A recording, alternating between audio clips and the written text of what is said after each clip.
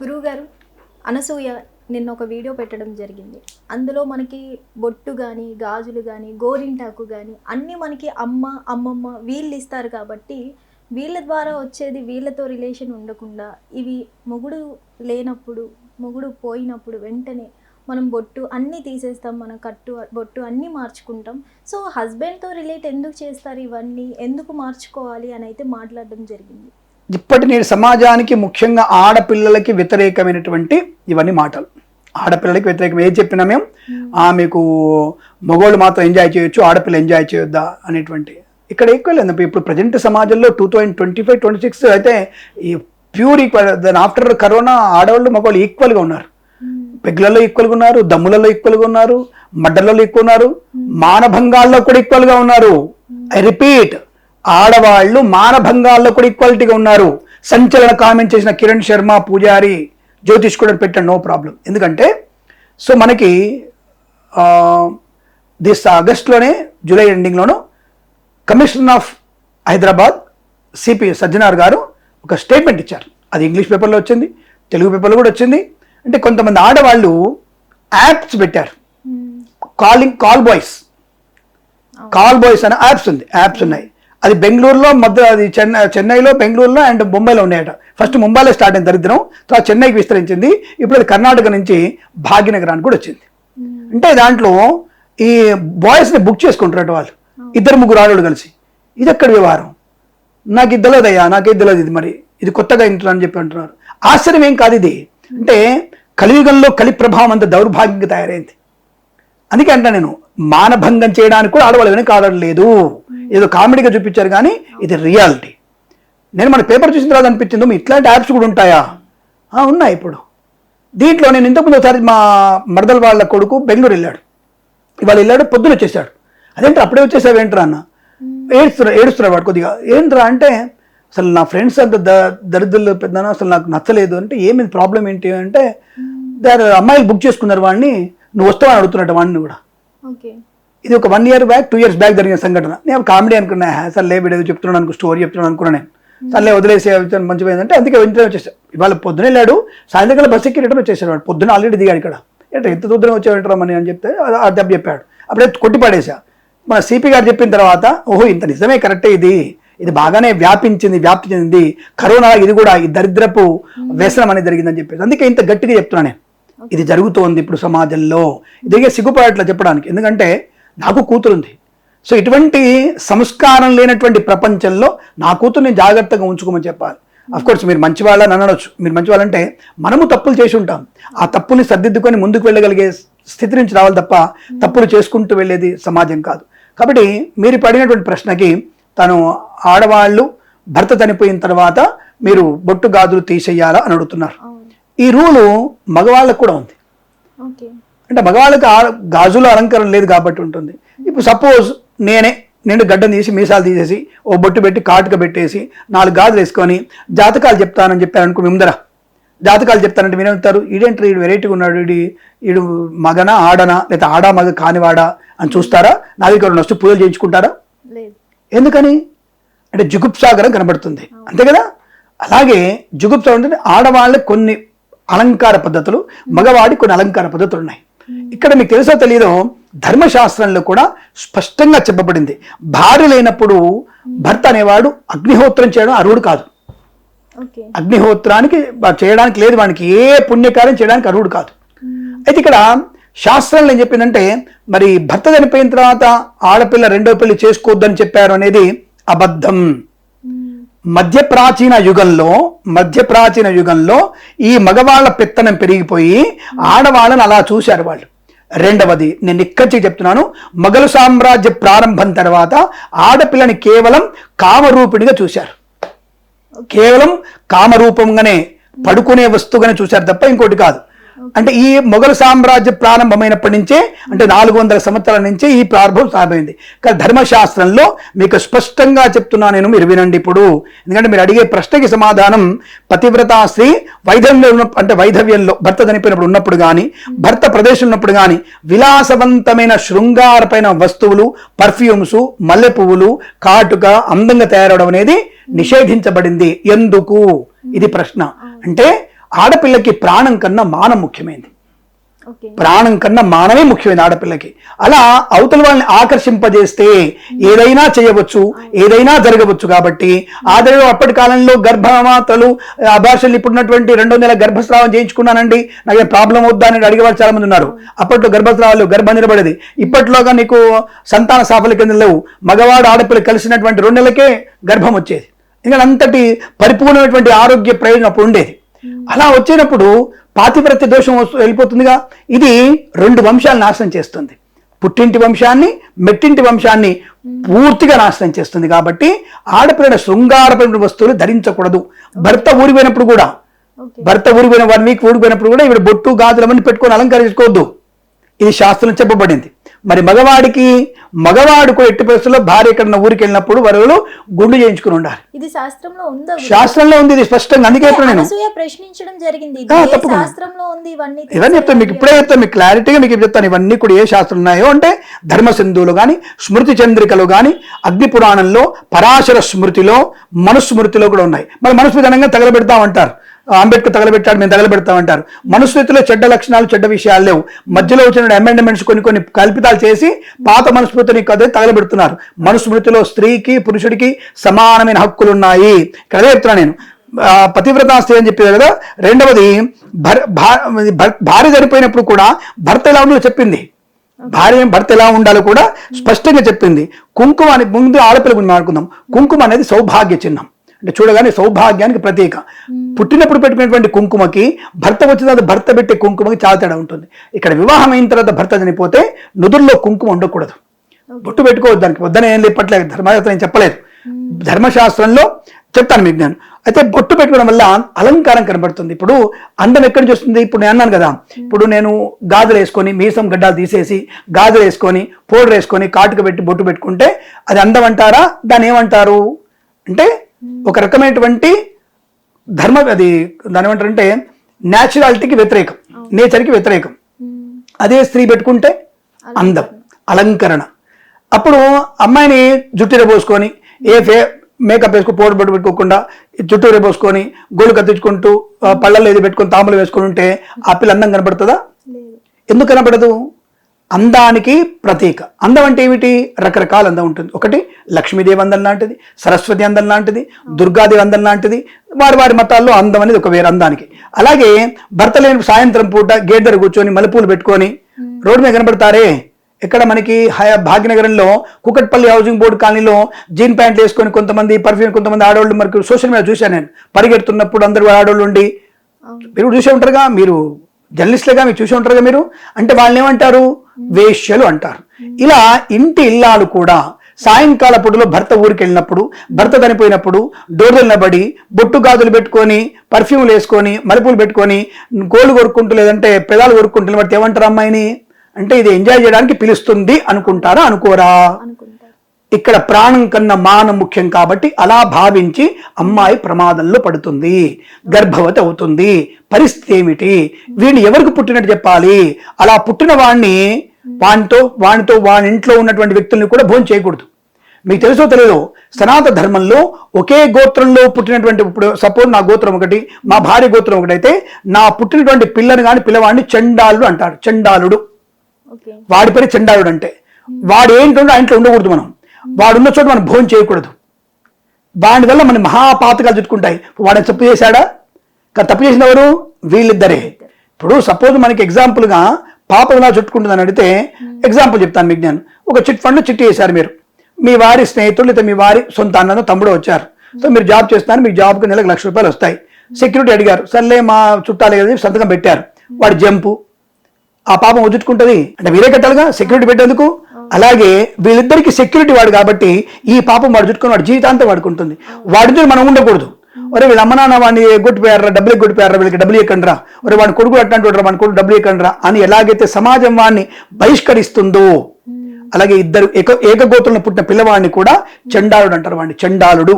వాడి ఇంట్లో వాడు కూర్చొని అన్నం కూడా తినకూడదు, వాడున్న చోట మంచిని లాగకూడదు. అటువంటి స్థితి ఉంది ధర్మశాస్త్రంలో. అంతే, అలాగే ఉంటారు వాళ్ళు. అది శిక్ష వాళ్ళకి.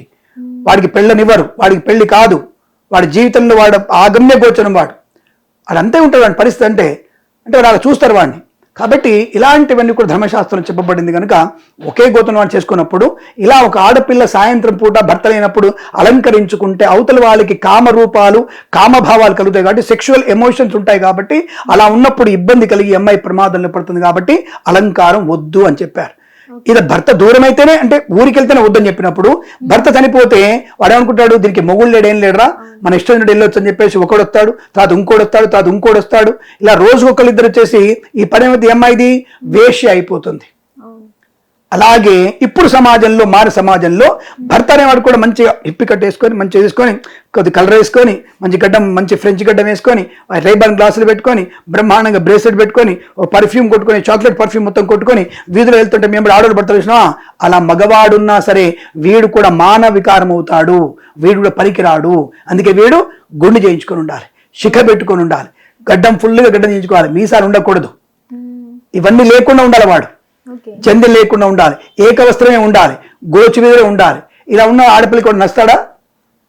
అలా వీడు కూడా అందవికారంగా ఉండాలి, కేవలం యజ్ఞం మాత్రమే చేసుకునేందుకు అర్హత ఉండాలని చెప్పబడింది. కాబట్టి మగవాడు కూడా అలాగే ఉండాలి. ఆడవాళ్ళు సౌభాగ్య చిహ్నంగా ఉంది కాబట్టి కుంకుమ బదులు చందనం పెట్టుకోవచ్చు అని చెప్పారు, చందనం పెట్టుకోవచ్చు, విభూతి పెట్టుకోవచ్చు అని చెప్పారు.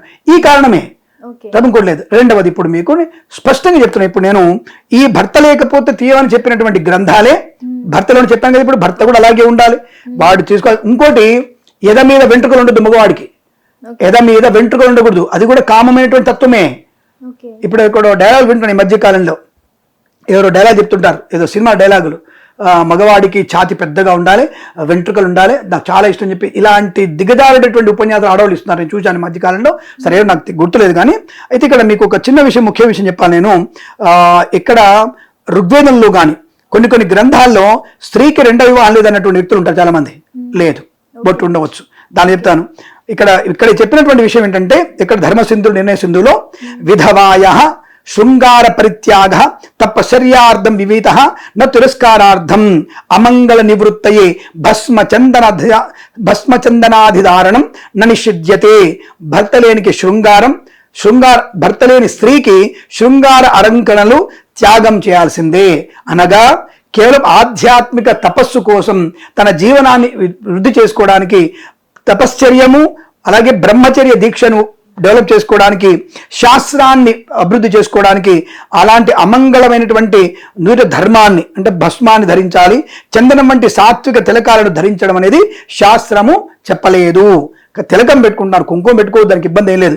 సింధూరం లాంటిది పెట్టుకోవాలి, నుదుట్లో మాత్రం కుంకుమ అసలు పెట్టుకోదు, అది భర్త ఇచ్చిన సౌభాగ్యం మాత్రమే. మీ అయ్యనో మీ బాబాయో ఇక్కడ నుదుట్లో కుంకుమ పెట్టాడు, మీరు ఉత్తర భారతం తెలుస్తుంది, ఇక్కడ బొట్టు కన్నా ఇక్కడ విలువ ఉంటుంది వాళ్ళకి, ఇంత పెద్ద పెట్టుకుంటారు వాళ్ళు. నుదుట్లో కుంకుమ అనేది సౌభాగ్యాన్ని గుర్తు కాబట్టి నుదుట్లో భర్త చనిపోయిన వాళ్ళు నుదుట్లో కుంకుమ పెట్టకూడదు, ఇది బాగా ఇంపార్టెంట్. అలాగే మీకు మరొక విషయం చెప్తా నేను, సంతానం కోసం స్త్రీ పునర్వివాహం చేసుకోవచ్చా అన్నటువంటి విషయంలో నష్టే మృతే ప్రజితే క్లిభే చ పతితౌ పతౌ పంచ స్వాపత్సు నారీణాం పతిరన్యో విధీయతే. భర్త మరణించినప్పుడు లేదా సంతానం కలిగించలేని నపుంసకుడైనటువంటి క్లిబే అంటే నపుంసకుడు క్లిబే స్త్రీ తన సంతానం కోసం జీవనం కోసం మరొక భర్తను స్వీకరించవచ్చని ధర్మశాస్త్రం చెప్పింది. ఇది పరాశర స్మృతిలో ఉంది. పరాశర స్మృతిలో రెండో పెళ్లి చేసుకోవచ్చు అమ్మాయిని చెప్పింది. ఇదంటే మధ్య ప్రాచీన కాలంలో వచ్చినటువంటి అనేకమైనటువంటి మగవాడి పెత్తనం పెరిగి మొఘల సామ్రాజ్యం తర్వాత బ్రిటిష్ వాడు కొంత దరిద్రం పెట్టాడు. మొఘల సామ్రాజ్యం దరిద్రం వచ్చింది బాగా, అంటే ఇతర మతాలందరినీ కూడా ఇబ్బంది పెట్టడం, నాశనం చేయడం, ఇవన్నీ చేసి ధర్మాన్ని నాశనం చేస్తుంటే తప్పకుండా ఇక విధవలాగుంటే వాడు పట్టుకోడు. కొన్ని మతాల్లో మొగుళ్ళేమని పట్టుకోరు వాళ్ళు, చిన్నపిల్లల్ని పట్టుకోరు వాళ్ళు. ఇలాంటి వాటిల్లో మొగుడిని చంపేసి మొగుడిని లేడని చెప్పేసి వాళ్ళు అలా ఉండడం వల్ల అలాంటి తత్వం పెరిగిపోయింది. ఇంకా బ్రిటిష్ వాడు వచ్చిన తర్వాత వాడు ఏకంగా వాడు మొగుడున్న ఇంట్లోనే వాళ్ళ లోపలికి వచ్చి ఆడపిల్ల లేపుకపోయింది వాడు. ఇటువంటి వాటి వల్ల ధర్మం కోసం కాపాడుకోవడానికి ఇలా ఉండాలి మా ధర్మం అని చెప్పేసి జాగ్రత్త పడ్డారు తప్ప మధ్య ప్రాచీన యుగంలో తప్పకుండా మనుస్మృతిలో కూడా మంచి అనుకూలవంతమైనటువంటి భర్త మరణించినా లేదా భర్తకు సంతానోత్పత్తి లేకపోయినా మహాభారతంలో కొన్ని పద్ధతులు చెప్పారు. మహాభారతంలో కొన్ని విషయాలు చెప్పారు. ఏమిటక్కడ విచిత్ర వీర్యుడు సంతానం లేకుండా మరణించిన తర్వాత సత్యవతీదేవి ఆదేశంతో అంబాలికలకు వేదవ్యాసుడి ద్వారా ధృతరాష్ట్రుడు పాండురాజు జన్మించారు. అలాగే కుంతీదేవి కూడా ధర్మబద్ధంగా దేవత అనుగ్రహంతో సంతానం పొందింది. ఇది బాగా గుర్తుపెట్టుకోండి. ఇవన్నీ కూడా వేదం అనేది ఏది అశాస్త్రంగా చెప్పదు, శాస్త్ర సమ్మతమే. ఉదీర్య నార్యాభిజీవలోకం గతాసుమేతుముపశేషై హస్తగ్రాభ్యస్య దదిశోస్త వేదం పత్యుర్జ నిత్యమభి సంబభూత. అంటే అర్థం ఏమిటి? ఓ స్త్రీ మరణించిన భర్త వద్ద నుంచి లేచి జీవించి ఉన్న లోకంలోకి రా, నీ చేపట్టుకునే కొత్త వ్యక్తితో కలిసి గృహస్థ ధర్మాన్ని మాతృత్వాన్ని పొందమని ధర్మశాస్త్రమే చెప్పింది. రెండో పెళ్లి ఇస్తామని చెప్పలేదు. ఎప్పుడు చెప్పలేదు? నీకు సంతానం ఉన్నారు, 2 కొడుకులు ఉన్నారు, 2 బిడ్డలు ఉన్నారు, మళ్ళీ పెళ్లి చేసుకుంటా వద్దని చెప్పింది. అంటే అప్పుడు నువ్వేంటి? కామం కోసం ఓన్లీ సెక్సువల్ ఎమోషన్ చేసుకోకుండా నువ్వు పెళ్లి చేసుకుంటావు. అది పనిగా ధర్మశాస్త్రంలో. సంతానం లేదు, మొగుడు నపుంసకుడు, తప్పకుండా సంతానం అప్పుడు కోసం నువ్వు రెండో పెళ్లి చేసుకోవచ్చు, సంతానాన్ని కనవచ్చు. ఇది ధర్మశాస్త్రం చెప్పబడింది. ఈ విషయాలు గుర్తుపెట్టుకోవాలి మనం. ధర్మం ఎప్పుడు తప్పు చెప్పలేదు. ఒకవేళ దీని గురించి ఇప్పుడు కొంతమంది ఇప్పుడు నాలాంటి వాళ్ళు నుండి ధర్మశాస్త్రానికి వ్యతిరేకంగా కిరణ్ శర్మ మాట్లాడుతున్నాడు, రెండో పెళ్లి ఉందని చెప్పాడు. ఇది నేను చెప్పేది పరాశర స్మృతి, భారతము, భాగవతంలో ఉన్న శ్లోకాలను మీకు నేను స్పష్టంగా చెప్పాను. ఇక్కడ ఏంటంటే పురుషాధిక్య సమాజంలో ఉన్నటువంటి వ్యక్తులు కొంతమంది గాజులు తీసేయాలి, బొట్టు తీసేయాలని చెప్పారు తప్ప ఇది పూర్తిగా అంటే మట్టి గాజులు వేసుకోవద్దు. ఎందుకంటే మంగళప్రదమైనటువంటివి అవతల వాళ్ళకి కామరూపం కలిగించే వేసుకోవద్దమ్మా. అది మగవాడైతే ఆడైనా సరే. రెండో పెళ్లి చేసుకుంటే బ్రహ్మచర్యాన్ని పాటించాలి. నీకు సంతానం లేకపోతే రెండో పెళ్లి చేసుకో. పెళ్ళయింది, 2 ఏళ్ళకి 3 అయిపోయినాడు, పవాడు సంతానం, ఒక పెళ్ళయింది, నపుంసకుడు, మరి సంతానం కోసం కనాలి కదా. ఇప్పుడు పెళ్లి చేసుకో. రెండో పెళ్లి చేసుకున్నావు, రెండో చనిపోయాడు, అయ్యో సంతానం లేదు, పెళ్లి చేసుకో. కానీ పెళ్ళయి 10 ఏళ్ళు అయింది, సహజీవనం చేస్తా, ఆ జీవనం చేస్తా, ఈ జీవనం చేస్తా, పొద్దున ఒక్కడిని పెట్టుకుంటా, రాత్రి ఒక్కడిని పెట్టుకుంటా, పొద్దున ఒక దాంతో తిరుగుతా, రాత్రి ఒక దాంతో తిరుగుతా, ఇవి చెప్పలేదు. ఇద్దరికి నిషేధమే. ఏకపత్ని వ్రతం అనేది రాముడు చూసి నేర్చుకోవచ్చుగా. రాముడు అశ్వమేధ యాగాన్ని చేస్తున్నప్పుడు అక్కడ యజ్ఞ చెప్పాడు, ఇక్కడ అమ్మ ఉండాలంటే కొంతమంది అంటారు రెండో వివాహం చేసుకుంటాడేమో రాముడు అని చెప్పారు. ఆయన బంగారు ప్రతిమ తయారు చేయించి దానికి ప్రాణప్రతిష్ఠ చేసి పక్కన పెట్టుకుని అశ్వమేధ యాగాన్ని చేశాడు ఆయన. ఇది పద్ధతి. ధర్మం అంటే ధర్మం వేరు, చట్టం వేరు, న్యాయం వేరు.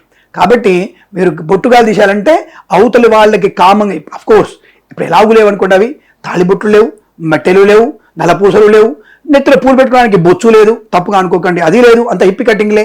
ఆ ఉన్న బొచ్చు కూడా మొత్తం విరబోసుకోవడమే, విరబోసుకున్న చుట్టుకి మనం పూలు పెట్టుకునే అవకాశం లేదు. కాబట్టి ఏమైనా సరే శరీరాన్ని చూపించి కామరూపాలు తప్ప ఇంకోటి లేదు. ఇలాంటి మనకి మీ కోపాలు వస్తాయి, మనోభావాలు దెబ్బతింటాము. ఆ మొగుడు అలాగే ఉన్నాడు, వాడు కడ్రాయి మీద తిరుగుతాడు, షార్ట్ అంటాడు, దాని బౌన్సర్ అంటాడు, వాడు కండలు చూపిస్తుంటాడు, ఇవి చూపిస్తుంటాడు. ఏదో సినిమాలు కనుక అలీ కనుక ప్రదర్శించినట్టే ఉంటుంది. అవన్నీ కూడా ఏదో ఇంత కండలు చూపిస్తాడు అలీ ఒక సినిమాలో కామెడీగా, అలా ఉంటుంది. అంటే వీళ్ళు శరీరాన్ని ప్రదర్శన చేస్తే మొగుడు ఆడొద్దరు కూడా వాళ్ళ సహజీవనం కోసం ఇలాంటి వెళ్ళిపోతూ మన ధర్మశాస్త్రం నాశనం పట్టించే వ్యక్తులు తయారైపోయారు. అంతప్ప ఇంకోటేం లేదు. కాబట్టి ఆడపిల్లకు కూడా సమానమైన హక్కులు ఉన్నాయి, ఇబ్బంది లేదు. మీరేం చెప్తారంటే బొట్టు పెట్టుకోవచ్చు అంటే బొట్టు పెట్టుకోవచ్చు, సింధూరం పెట్టుకోవచ్చు, చందనం పెట్టుకోవచ్చు, అలాగే విభూతి పెట్టుకోవచ్చు. నుదుట్లో అసలు కుంకుమ పెట్టుకోకూడదు, పూలు పెట్టుకోకూడదు, కామరూపమైనటువంటి పెట్టుకోకూడదు చెప్తున్నాం కదా. ఇవి ధర్మశాస్త్ర వ్యతిరేకం. అలాంటి పెళ్లి చేసుకో, పోయేదే ఉంది. రెండో పెళ్లి చేసుకో, సంతానం లేకపోతే పెళ్లి చేసుకోని చెప్తున్నాం కదా. ఆ సంతానం పెళ్లి చేసుకున్నంటే మాత్రం నువ్వు గ్యారెంటీగా ఆహా నీకు ఇంకా ఏదో లోపల కసి ఉంది అనే డైలాగ్ మనకు వస్తుంది. నేను అలాగే మాట్లాడతాను, కాలమాన తగ్గట్టుగా నేను కూడా మాట్లాడతాను. అంటే నీకు ఇంకా ఎంజాయ్మెంట్ కావాలని కోరిక ఉంది, అది తట్టుకోలేనప్పుడు నీ 70 ఏళ్ళు వచ్చినా నీకు అది తగ్గదు. ఏదో చింత తెచ్చినా పులుపు అన్నట్టుగా ఉంటుంది. 70 ఏళ్ళు వచ్చినా ఇంకా నీకు ఏదో కామ రూపాలు ఉన్నాయంటే, కోరికలు ఉన్నాయంటే దానికి ఏం చేయలేం. కాబట్టి ఇక్కడ భార్యాభర్త ఇద్దరికి కూడా భార్య చనిపోయినా భర్త రెండో పెళ్లి చేసుకోవడానికి అర్హత లేదు. ఎందుకు చేసుకోవాలి వీడు? అక్కడ పిల్లల కోసం ఆమె చేసుకుంటే భర్త భార్య చనిపోతే వెంటనే పెళ్లి చేసుకోవాలి, వెంటనే చేసుకోమని చెప్పింది. ఎందుకు చేసుకోమని చెప్పింది? యజ్ఞం అనే యాగం ఉంటుంది, యజ్ఞం కొరకు మాత్రమే రెండో పెళ్లి చేసుకోవాలి, పిల్లలు అనడానికి కాదు. ఆ పెళ్లి చేసుకున్న తర్వాత ఆవిడ యజ్ఞం కోసం నిప్పు తెచ్చి ఇవ్వాలి అంతే, ఆవిడ ప్రతిరోజు అంతే. ఆవిడ వేరే గది ఉండాలి అంతే, దానికోసం మాత్రమే. అదే సార్ అంటే నేను ఎవరు చేసుకోండి 20 ఏళ్ళ పిల్లని చేసుకోమని చెప్పలేదు, 70 ఏళ్ళు 20 ఏళ్ళ అమ్మాయిని చేసుకోమని చెప్పలేదు, ధర్మశాస్త్రం అలా చెప్పలేదు. ఒక వ్యక్తిని పెళ్లి చేసుకున్నప్పుడు ఆ వ్యక్తికి ఏదైనా ఇబ్బంది కలిగినప్పుడు యజ్ఞం కోసం ధర్మబద్ధమైనటువంటి అమ్మాయి వస్తే, అమ్మ నేను కామంగా నేను చూడలేను, నువ్వు యజ్ఞం కోసం నేను చేసుకుంటాను చెప్తే ఆ అమ్మాయి వస్తే చేసుకో, లేదు అభ్యోత్తరాన్ని కూడా నువ్వు వదిలేసి సన్యాసాస్త్రం తీసుకోమని చెప్పింది. ఇది ధర్మశాస్త్రం తప్ప మొగోడికి ఒక రకమైన రూల్స్, ఆడపిల్లకి రూల్స్ ఎక్కడా లేవు. అది అబద్ధం. ఆ విషయాన్ని గుర్తించండి. మగవాడు కానీ ఆడవాళ్ళు కానీ కామమైనటువంటి పదార్థాన్ని అలంకరణ అనేది చేసుకోవడం అనేది ప్రకృతి విరుద్ధమే, ధర్మశాస్త్రానికి విరుద్ధమే, అందులో సందేహం లేదు. గుర్తుపెట్టుకోండి. శుభమస్తు. హిట్ టీవీ యాప్, ఇందులో short news, live news, entertainment shows, movies, digital magazines తో పాటు మీ జిల్లా వార్తలను కూడా ఫ్రీగా చూడొచ్చు. ఇంకెందుకు ఆలస్యం, వెంటనే హిట్ టీవీ యాప్ ని డౌన్లోడ్ చేసుకుని ఫ్రీగా ఎంటర్టైన్మెంట్ పొందండి. Hit TV app. Hit TV app. Please download Hit TV app. Hit TV యాప్ని ఫ్రీగా డౌన్లోడ్ చేసుకొని ఎంజాయ్ చేయండి. మీకు నచ్చిన ఎంటర్టైన్మెంట్ కోసం హిట్ టీవీ యాప్ ని ఫ్రీగా డౌన్లోడ్ చేసుకుని ఎంజాయ్ చేయండి. హిట్ టీవీ యాప్ని డౌన్లోడ్ చేసుకుని ఆస్వాదించండి, ఆశీర్వదించండి. ఇంతమంది సెలబ్రిటీలు హిట్ టీవీ యాప్ ని డౌన్లోడ్ చేసుకోండి అని చెప్తున్నారంటే ఎంత మంచి యాప్ ఆలోచించండి. అమెరికా అమెరికా అమెరికా అమెరికాలో చదవాలనుకునే వాళ్ళకి విశ్వసనీయమైన పేరు మన శౌర్య కన్సల్టెన్సీ. UK లో 1 year masters. UK లో 1 year masters. 2 years work permit up to 5 years visa. Contact Saurya Consultancy. Contact 89851 89851.